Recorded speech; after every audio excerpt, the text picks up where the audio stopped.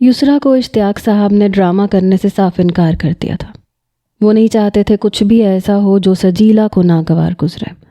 وہ اپنے ڈرامے میں سجیلا کو ہی ہیروئن کے طور پہ سائن کرنا چاہتے تھے، اور ذکی کو اس بات کا علم نہیں تھا۔ یسریٰ پریشان تھی، والدہ اب بیمار رہنے لگی تھیں، بہنوں کے اخراجات بڑھ گئے تھے، اور آج کل تو یسریٰ سے چھوٹی بہن کے رشتے آ رہے تھے۔ یسریٰ اس پر بھی سنجیدگی سے سوچ رہی تھی۔ وہ چاہتی تھی کہ بہنوں کی شادی جلدی کر دے تاکہ میڈیا کے اس دلدل سے نکل سکے۔ ابھی تک عزت بچائے ہوئے کام کر رہی تھی۔ ذکی اور اشتیاق صاحب ایسے ڈائریکٹرز میں سے تھے کہ عورت کو عزت کی نگاہ سے دیکھتے تھے اور اپنے کردار پہ محنت کے علاوہ غلط ڈیمانڈ نہیں کرتے تھے، نہ ہی ان کی نظریں غلط تھیں۔ وجہ یہ تھی کہ یہ کام ان کا خاندانی تھا۔ پہلے اشتیاق صاحب کے والد کرتے تھے۔ اس وقت ہندوستان اور پاکستان ایک قومیت تھی، سب مل کے ٹی وی اور فلم انڈسٹریز چلاتے تھے۔ حیا اور پاکیزگی کی چادر اوڑھے ایک بامقصد فلمیں اور گانے پکچرائز ہوتے تھے۔ بے حیائی اور فحاشی کو گلیمرائز نہیں کیا جاتا تھا، جبکہ آج کل تو رومانس لازمی حصہ سمجھے جانے لگا ہے۔ لیکن اشتیاق صاحب ڈرامے کو جدید دور کے مطابق بنانے لگے تھے، لیکن کبھی بھی کسی ہیروئن اور خواتین اداکاروں کے ساتھ کبھی غلط ڈیمانڈ نہیں کی تھی، جو کہ بہت سے ڈائریکٹرز کرتے تھے۔ یسریٰ نے 2 ڈرامے اشتیاق صاحب کے ساتھ ہی کیے تھے، لیکن اب اسے وہاں سے بھی جواب ہو گیا تھا۔ اس لیے کچھ ایسے ڈائریکٹرز جن کی گزشتہ ڈراموں کے کام کے دوران یسریٰ کو کال آ رہی تھی، کام کی آفر بھی تھی۔ اس وقت یسریٰ کو ذکی نے ہیروئن کا کردار دینے کی آفر کر دی تھی، اس لیے یسریٰ نے صاف انکار کر دیا تھا۔ لیکن اب مجبوراً یسریٰ کو انہی سے رابطہ کر کے اپنے لیے کام مانگنا پڑ رہا تھا۔ ان میں سے ایک نوجوان ڈائریکٹر نے اسے ہوٹل کا ایڈریس دیا، وہاں کے کلب میں لے گیا۔ حالانکہ یسریٰ شلوار قمیض میں آئی تھی۔ وہ ڈائریکٹر نشے میں پہلے سے دھت تھا۔ یسریٰ کے ساتھ پہلے تو ڈانس کرنے لگا، کہنے لگا اس کے پاس یسریٰ کے لیے جو رول ہے وہ ایک کلب ڈانسر کا ہے، اس لیے وہ پہلے اس کے ساتھ ڈانس کر کے اس کا کانفیڈنس دیکھنا چاہتا ہے۔ یسریٰ حد درجے گھبرائی ہوئی تھی۔ اس وقت ہاتھ بالکل خالی تھے، کام کی اشد ضرورت تھی، اس لیے مجبوراً اس نے ڈانس فلور پہ ڈانس کرنے لگی، لیکن فاصلہ برقرار رکھنے کی کوشش کر رہی تھی، جبکہ مخالف شخص اس کی یہ کوشش ناکام کرتے ہوئے اسے اپنے حصار میں جکڑ چکا تھا۔ پھر اس کے کان کے قریب جا کے بولا، اگر تمہیں کام چاہیے تو اس کے لیے مجھے خوش کرنا پڑے گا سویٹ ہارٹ۔ میں تمہیں اپنے ڈرامے میں ہیروئن کا رول دے دوں گا۔ اپنی گرفت یسریٰ کے گرد مضبوط کرتے ہوئے وہ نشے کی خماری میں کہہ رہا تھا، مجھے چھوڑیں پلیز، میں اس قسم کی ایکٹریس نہیں ہوں، مجھے نہیں چاہیے کوئی بھی کام۔ یسریٰ کی بات پہ وہ نوجوان کمینگی سی ہنسی ہنسنے لگا۔ اوہ ریئلی یسریٰ، کس دنیا میں رہتی ہو تم؟ جس میڈیا سے تم ریلیٹیو ہو وہاں آنے سے پہلے عزت کو اتار کے ٹاٹا بائے بائے کہا جاتا ہے، پھر اندر آنے کی اجازت ملتی ہے۔ یہ کہہ کے وہ پھر ہنسا تھا۔ سیدھا سیدھا کہو تم اپنے ریٹ بڑھانا چاہ رہی ہو۔ یہ بات سن کے تو یسریٰ کے کانوں کی لو سرخ ہوئی۔ یسریٰ نے ہاتھ اس کے سینے پہ رکھ کے پوری قوت سے اسے دھکا دیا۔ وہ نوجوان دور جا گرا۔ تمہاری ہمت کیسے ہوئی مجھ سے اس قسم کی بدتمیزی کرنے کی؟ وہاں موجود سب لوگوں کی نظریں اب یسریٰ اور اس نوجوان پر تھیں۔ وہ لڑکا کھڑا ہوا، یسریٰ کو مغلیات بکنے لگا۔ اوہ یو بلڈی بچ، بکاؤ عورت، تمہاری اتنی ہمت کہ تم میرے ساتھ یوں پیش آؤ، وہ دھاڑتے ہوئے بولا۔ ذکی تو سن کے بپھر سا گیا۔ اس کا گریبان پکڑ کے اسے کھڑا کیا اور مارنا شروع کر دیا۔ شرم نہیں آتی تمہیں ایک شریف لڑکی کو گالی دیتے ہوئے؟ ذکی نے اس کے منہ پہ مکہ مارا۔ اس سے پہلے کہ وہ طیش میں مزید اسے لہو لہان کر دیتا، وہاں موجود سب لوگوں نے ان دونوں کو ایک دوسرے سے پیچھے کیا۔ تم ہوتے کون ہو بیچ میں آنے والے؟ اس کے بھائی، باپ یا دلال؟ وہ شخص بنا لحاظ کے منہ میں جو آ رہا تھا بول رہا تھا۔ ذکی کو چند لڑکوں نے مضبوطی سے جکڑ رکھا تھا۔ زبان سنبھال کے بات کرو ورنہ جان سے مار دوں گا تمہیں۔ ذکی بے قابو سا ہونے لگا۔ سجیلا تو اسے اتنے غصے میں دیکھ کے دم بخود رہ گئی۔ اس لڑکے کے ناک سے خون بہہ رہا تھا۔ 4-5 لڑکوں نے اسے بھی پکڑ رکھا تھا۔ کچھ وہ نشے میں بھی تھا، اس لیے زیادہ قوت نہیں لگا پا رہا تھا۔ لڑکے اسے کھینچ کے کلب سے باہر لے گئے۔ یسریٰ رونے لگی۔ وہ اپنا تماشا نہیں بنانا چاہتی تھی لیکن بن چکا تھا۔ ذکی یسریٰ کے پاس آ گیا۔ چلیں میرے ساتھ آپ کو گھر چھوڑ دوں، یہ کہہ کے ذکی نے قدم آگے بڑھا دیے۔ یسریٰ اس کے پیچھے چلنے لگی۔ پھر ذکی سجیلا کے پاس جا کے رک گیا۔ چلیں یہاں سے، ذکی کے پوچھنے پہ وہ بھی کلب سے باہر نکل آئی۔ یسریٰ گاڑی میں بیٹھی بھی رو رہی تھی۔ کون تھا یہ کمینہ انسان؟ ذکی ابھی بھی غصے میں تھا۔ سوال اس نے پیچھے بیٹھی یسریٰ سے پوچھا تھا لیکن جواب گاڑی ڈرائیو کرتی سجیلا نے دیا تھا۔ ایک نیا ڈائریکٹر ہے، ڈرامے بناتا ہے۔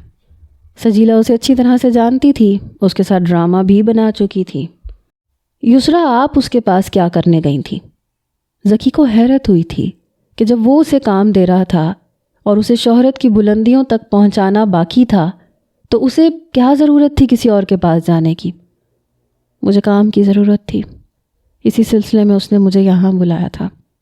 مجھے لگا کہ ریسٹورنٹ میں کھانے کے دوران سب باتیں طے کرنی ہوں گی، لیکن وہ مجھے کلب میں لے آیا اور غلط ڈیمانڈ کرنے لگا، اس لیے مجھے غصہ آ گیا۔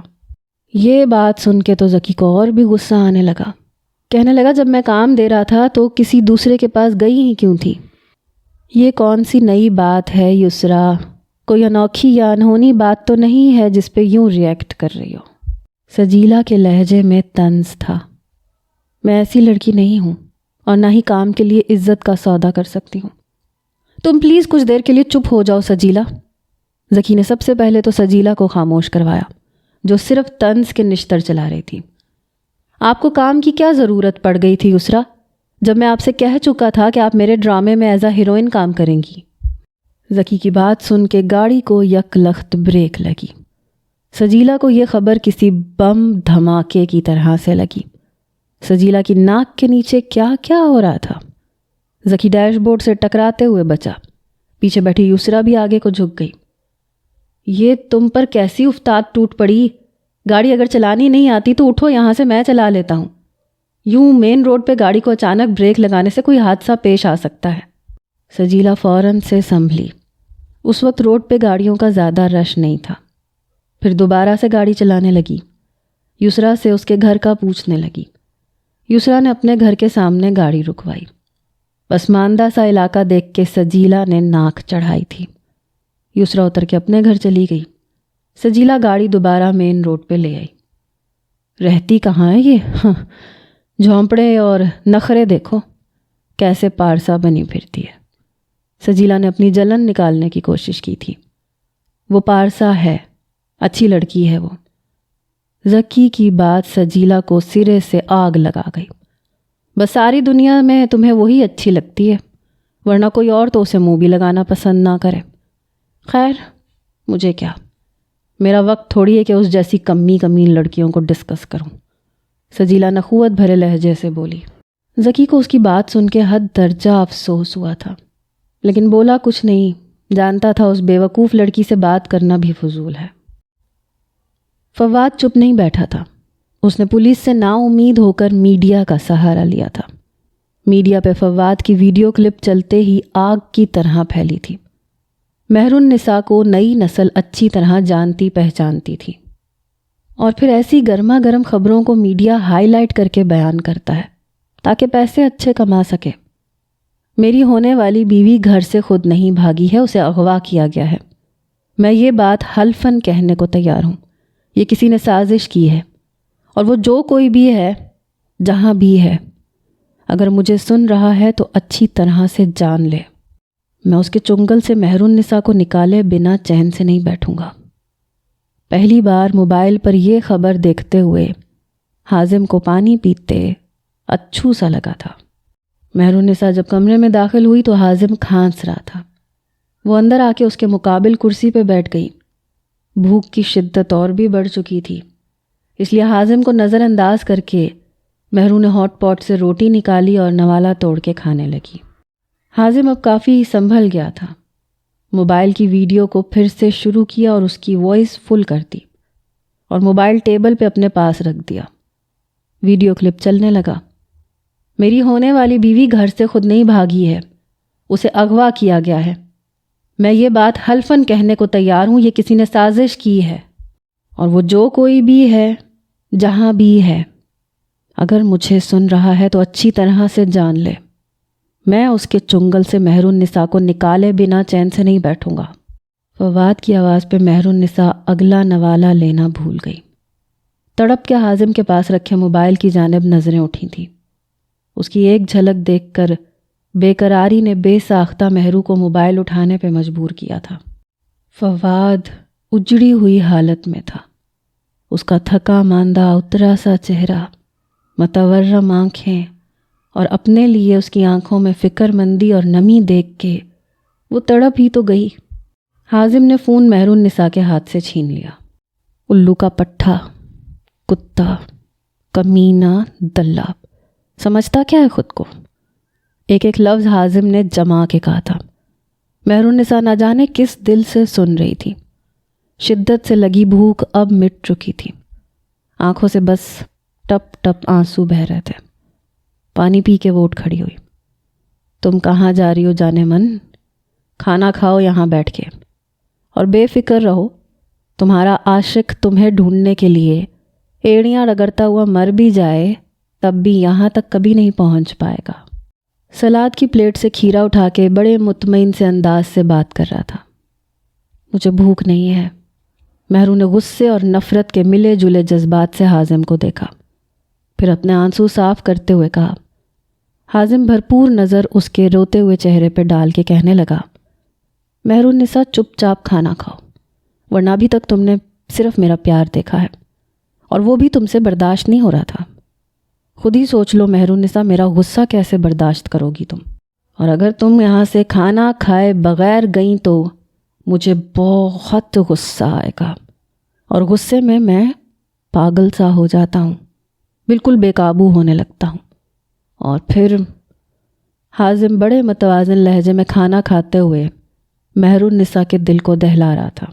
مہر النساء واپس کرسی پہ بیٹھ گئی اور کھانا کھانے لگی۔ حازم نے مسکراتے ہوئے اسے دیکھا۔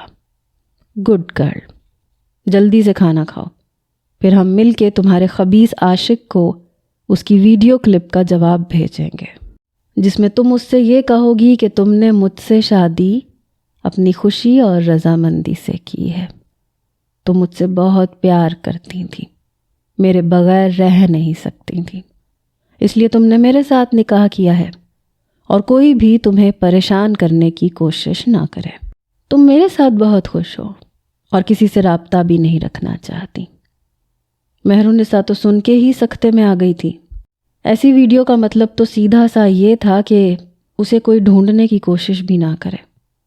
مہر النساء اسے تعصب سے دیکھ رہی تھی، جو بڑے مطمئن انداز سے کھانا کھا رہا تھا۔ بمشکل ہی مہر النساء نے ایک روٹی اپنے اندر اتاری۔ حازم کھانا کھاتے ہی مہر النساء کو واپس کمرے میں لے گیا۔ چلو مہر النساء، اب اچھے سے دوپٹہ اوڑھو، چہرے پہ دل فریب سی مسکراہٹ سجاؤ، اور ایک بہت ہی محبت بھرے انداز کو اپناتے ہوئے تم نے ویڈیو میں وہ سب کہنا ہے جو میں نے تم سے کہا ہے۔ مجھے ایسی کوئی ویڈیو نہیں بنانی، کیونکہ سچ تو یہ ہے کہ میں تمہارے ساتھ رہنا ہی نہیں چاہتی۔ تم نے جبراً نکاح کیا ہے۔ مہر النساء کا جواب سن کے حازم اس کے بالکل قریب آ کے کھڑا ہوا۔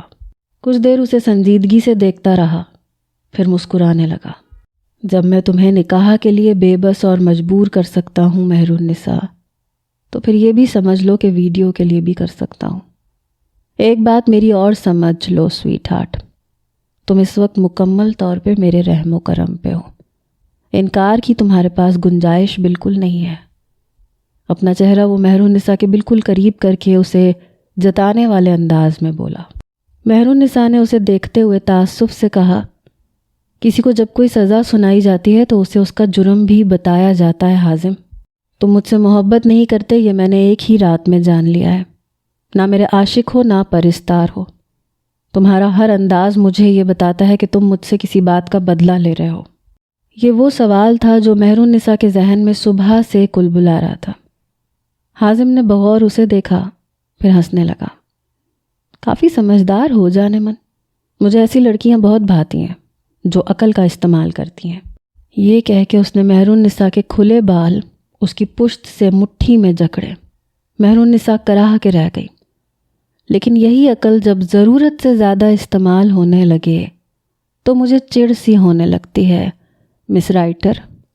اس لیے میرے معاملے میں تم اپنی عقل کو زیادہ زحمت دینے کی کوشش مت کرو۔ صرف یہ سمجھ لو میری جان کہ تم میری بیوی ہو، اور میری ہر بات پہ سر جھکانا تمہارا فرض ہے۔ میں تمہیں یہاں کیوں لایا ہوں، تم سے محبت کرتا ہوں یا نفرت کرتا ہوں، یہ سوچنا تمہارا کام نہیں ہے۔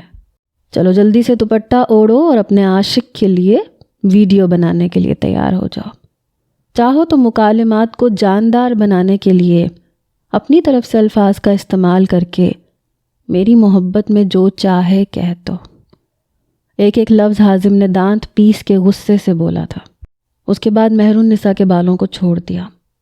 مہر النساء تنگ آ چکی تھی، اس لیے دھکا دے کے اسے خود سے پیچھے کیا۔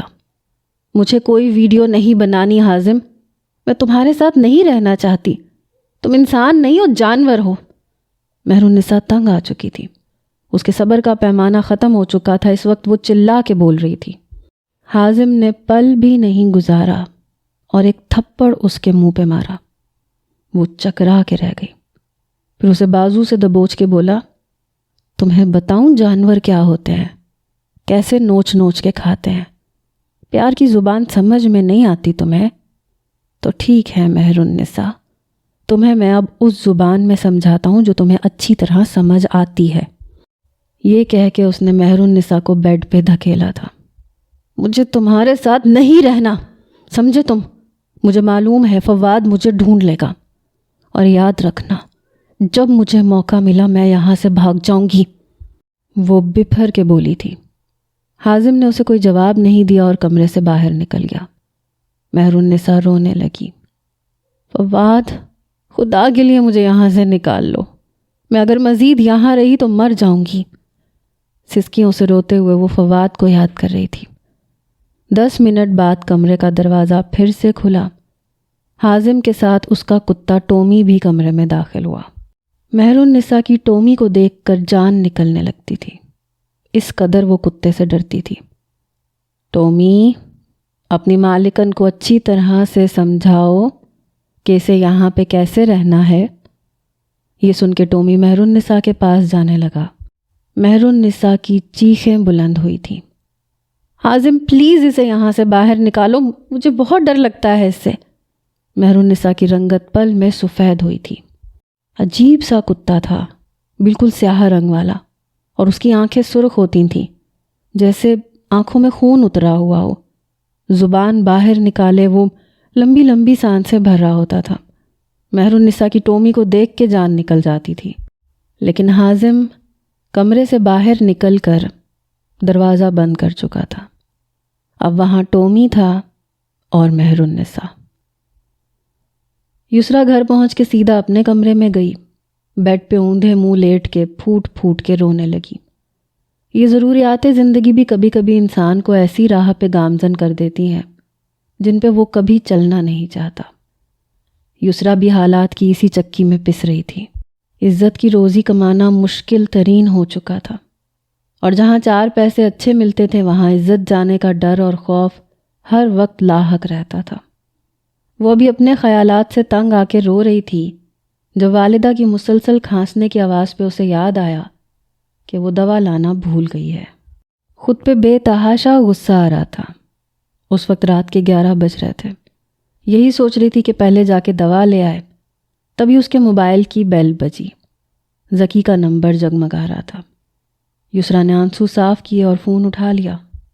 کیا میں پوچھ سکتا ہوں ایسی کیا ایمرجنسی پیش آ گئی تھی آپ کے ساتھ یسریٰ، جو مجھ سے بات کرنے کے بجائے اس لوفر سے ڈائریکٹر سے کام مانگنے پہنچی آپ؟ ذکی نے اپنا غصہ دباتے ہوئے لہجہ متوازن رکھنے کی کوشش کی، لیکن لہجہ پھر بھی ترش تھا۔ یسریٰ کی والدہ کو پھر سے کھانسی کا دورہ پڑا۔ میری والدہ بہت بیمار ہے، میں آپ سے ابھی بات نہیں کر سکتی، یہ کہہ کے یسریٰ نے فون بند کر دیا۔ یسریٰ بھاگ کے ان کے کمرے میں پہنچی۔ وہ بری طرح سے کھانس رہی تھیں۔ وہ ان کے پاس آ کے ان کی کمر کو سہلانے لگی۔ دوائیاں دیکھیں تو ساری ختم تھیں، پرس میں صرف 1000 کا نوٹ بچا تھا۔ اب سوچ رہی تھی کون سی دوا پہلے لائے جس سے والدہ کی طبیعت بہتر ہو سکے۔ پہلے والدہ کو پانی پلایا، ان کی کھانسی کو کچھ فرق پڑا تو دوسرے کمرے سے بہن کو اٹھا کے کہا کہ والدہ کا دھیان رکھنا، وہ دوا لانا بھول گئی تھی، ابھی لینے جا رہی ہے۔ چھوٹی بہن آنکھیں مسلتی ہوئی والدہ کے پاس چلی گئی۔ یسریٰ نے چادر اوڑھی، گھر سے باہر نکل گئی، قریبی میڈیکل سے ایمرجنسی میڈیسن لی، لیکن گھر کے قریب پہنچی تو ذکی کی گاڑی دیکھ کے حیران ہوئی۔ جب گھر میں داخل ہوئی تو وہ اس کی والدہ کا ہاتھ پکڑے انہیں سہارا دیتے ہوئے شاید باہر لے جا رہا تھا۔ اس کی والدہ ابھی بھی وقفے وقفے سے کھانس رہی تھیں۔ آپ؟ ذکی کی جب یسریٰ پہ نظر پڑی تو وہ ذکی کو استفہامیہ نظروں سے دیکھ رہی تھی۔ پہلے ڈاکٹر کے پاس چلتے ہیں، باقی باتیں بعد میں ہوتی رہیں گی۔ اس کی ضرورت نہیں ہے سر، میں دوا لے آئی ہوں۔ یسریٰ کو خفت نے آن گھیرا تھا۔ اسے نہیں معلوم تھا کہ اس کی والدہ کا سن کے ذکی اس کے گھر پہنچ جائے گا۔ ذکی نے یسریٰ کی بات کو نظر انداز کیا۔ آپ میرے ساتھ چلیں یسریٰ۔ ذکی یہ کہہ کے اس کی والدہ کو گھر سے باہر لے گیا۔ یسریٰ کو بھی اس کی تقلید میں باہر جانا پڑا۔ ایک مہنگے پرائیویٹ ہاسپٹل کو دیکھ کر یسریٰ متذبذب سی ہوئی، کیونکہ پرس اس وقت بالکل خالی تھا۔ وہاں پہ ایمرجنسی وارڈ میں ڈاکٹرز نے اس کی والدہ کا چیک اپ کیا، کچھ انجیکشنز لگائے، نیبیولائز کروایا تو ان کا سانس کچھ بحال ہوا۔ وہ اب کافی بہتر محسوس کر رہی تھیں۔ ڈاکٹر نے میڈیسن لکھ کے دی، اچھی خوراک کا مشورہ دیا اور جانے کی اجازت بھی دے دی۔ یسریٰ پریشان سی لگ رہی تھی کہ بل کیسے پے کرے گی، لیکن ذکی نے سلپ پکڑ کے ان کی فیس پے کر دی اور میڈیسن بھی اسی نے خرید کے دی۔ یسریٰ کی والدہ ذکی کو دعائیں دینے لگیں۔ گاڑی میں واپس ذکی نے انہیں ان کے گھر کے سامنے چھوڑا۔ یسریٰ نے شکریہ کے بعد ذکی سے کہا، سر میں بہت جلد آپ کو یہ پیسے لوٹا دوں گی۔ وہ یوں نادم تھی جیسے غربت اس کے لیے شرمندگی کا باعث ہو۔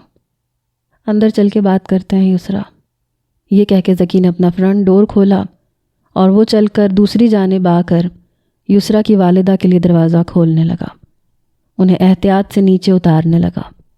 گھر کے اندر پہنچ کے اس کی والدہ اپنے کمرے میں چلی گئیں، کیونکہ انجیکشن کے زیر اثر اب انہیں نیند کی غنودگی سی ہونے لگی تھی۔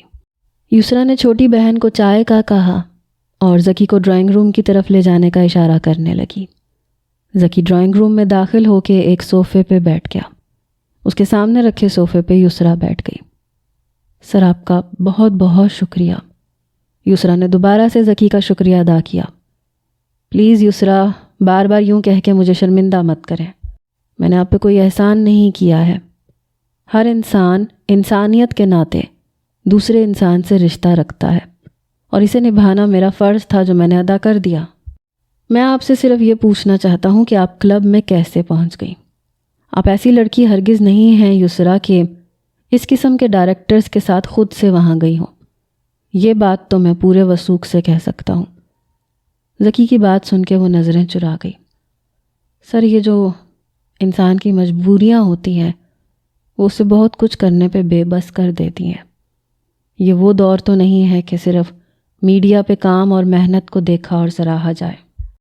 یہاں پہ ہر موڑ پہ عورت کو عزت کا سودا تو بالآخر کرنا ہی پڑتا ہے، اور یہ جو غربت ہے یہ انسان کو ہر قدم پہ بے بس اور مجبور کر دیتی ہے۔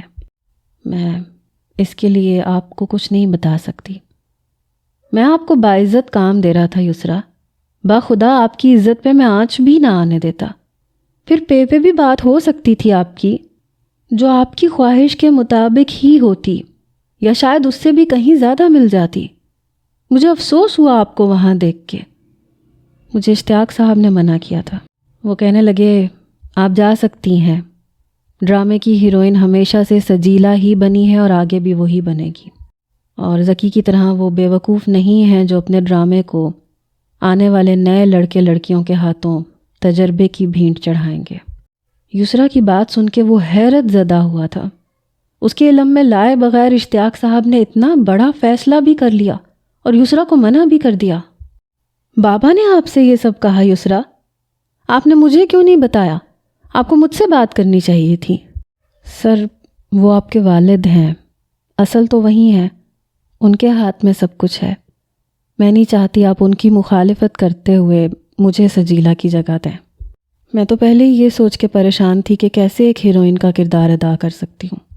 آپ بس میری یہ مدد کر دیں کہ کوئی ایکسٹرا کا سین مجھے دے دیں. مجھے اس وقت پیسوں کی اشد ضرورت ہے. یسریٰ کی بھی بے بسی تھی. وہ ذکی سے ساری بات کر بیٹھی تھی. یسریٰ آپ کل آفس آئیے گا، ہم وہاں بات کریں گے. ذکی کھڑا ہونے لگا تو یسریٰ کی بہن چائے کا کپ ٹرے میں رکھ کے لے آئی. سر پلیز چائے پی کے جائیے گا. ذکی کو کھڑے دیکھ کے وہ ملتجی لہجے میں بولی. جانتی تھی وہ اب واپس جانا چاہتا ہے، اس لیے لجاجت سے کہنے لگی. ذکی دوبارہ سے بیٹھ گیا، گرما گرم چائے پی اور پھر وہاں سے چلا گیا. فواد کی ویڈیو نے میڈیا میں ایک دھوم سی مچا کے رکھ دی تھی. ہر چینل پر اب یہی قصہ ڈسکس ہونے لگا. فواد کے والدین اس پہ برہم ہونے لگے کہ تم کیوں بدنامی اپنے سر لے رہے ہو؟ پولیس تمہیں بھی گرفتار کر سکتی ہے. ایک دفعہ بھی مہرو نے تمہارے خلاف بیان دے دیا تو تمہاری ساری محنت بے بنیاد چلی جائے گی. وہ بالغ ہے. اور پھر ویڈیو فوٹیج میں وہ خود گاڑی میں بیٹھی تھی، کہانیاں لکھتی تھی، ہزاروں پرستار تھے اس کے. ہو سکتا ہے ان میں سے کسی کے ساتھ اس کا افیئر چل رہا ہو جس سے ہم سب انجان ہوں. یہ بھی ہو سکتا ہے کہ نیاز نے یہ رشتہ مہرو کی مرضی کے خلاف کیا ہو، اس لیے اس نے یہ قدم اٹھایا ہو. فواد کے والد نے اپنے خدشات سامنے رکھے. بیٹے کے بڑھتے قدموں پہ روک تھام ضروری تھی، ورنہ وہ میڈیا کے طوفان کو کہاں سنبھال سکتے تھے. پاپا میں مہرو النساء کو اچھی طرح سے جانتا ہوں. میرے علاوہ وہ کسی سے محبت نہیں کرتی تھی. کوئی زبردستی اس کے ساتھ نہیں کی جا رہی تھی. سب کچھ اس کی خواہش کے مطابق تھا. اسے 100% کسی نے ٹریپ کیا ہے، اسے کڈنیپ کیا گیا ہے. فواد کو مہر النساء کی نہ محبت پہ شک تھا اور نہ اس کے کردار پہ. اگر وہ کڈنیپ ہوتی تو اس کے باپ کو ابھی تک پیسوں کے مطالبے کے لیے فون آ چکا ہوتا. بہرحال جو بھی تھا، فار گاڈ سیک فواد بھول جاؤ اسے اور واپس زندگی کی طرف توجہ دو. اسے ایک لڑکی پہ زندگی ختم نہیں ہو جاتی.